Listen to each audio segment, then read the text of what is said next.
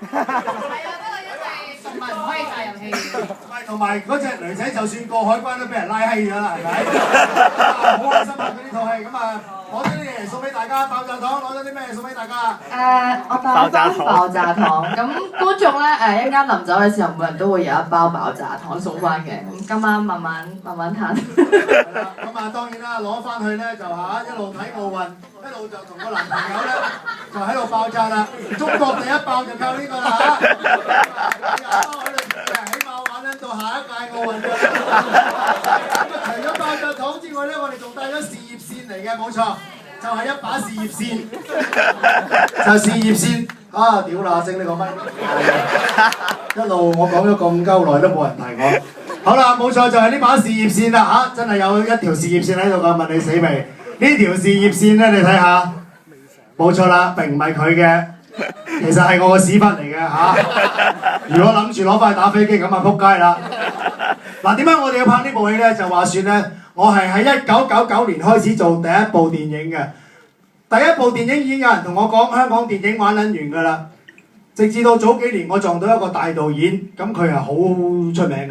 咁佢有一次咧，我就問佢啊，你就嚟有部戲上啦喎，你票房點啊嚇？有冇信心啊香港？佢話香港票房關我撚事咩咁？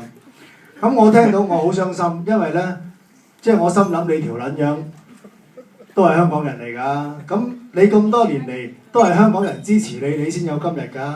咁點解你會係覺得香港票房關我撚事咧咁？咁於是乎由嗰日開始，我就決定每一年都拍一套咧大陸冇嘅戲。有人問我，咁冇大陸市場，咁會點啊？咁我就咁答佢，關我撚事咩？希望香港電影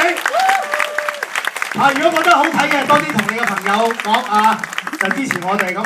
啲老細就會相信咧，就算冇大陸市場嘅戲咧，我哋一樣係有人睇嘅。當然，如果你覺得呢套戲係好撚難睇嘅，同你最撚憎嗰個人講先鳩佢。咁時候婆有咩講啊？其實頭先聽到你對於香港電影嗰份熱情咧，我好感動。好撚欣賞我。好欣賞你。咁我覺得直情係好似頭先你屌凳咁樣嗰把火。我見到你屌到張凳咁厲害，我真係有啲無奈。唔怪之屋企啲凳爛晒。我希望你每一年都 keep 住有呢一把火為大家，即係唔好話為大家啦，即係製作多啲好嘅香港電影啊！加油！喂，唔係咁講，你哋啲 TVB 花旦成鳩日去咗拍劇，咁我唔屌凳點撚啦，係咪？咁我都算俾面啦，你睇下黃宗澤，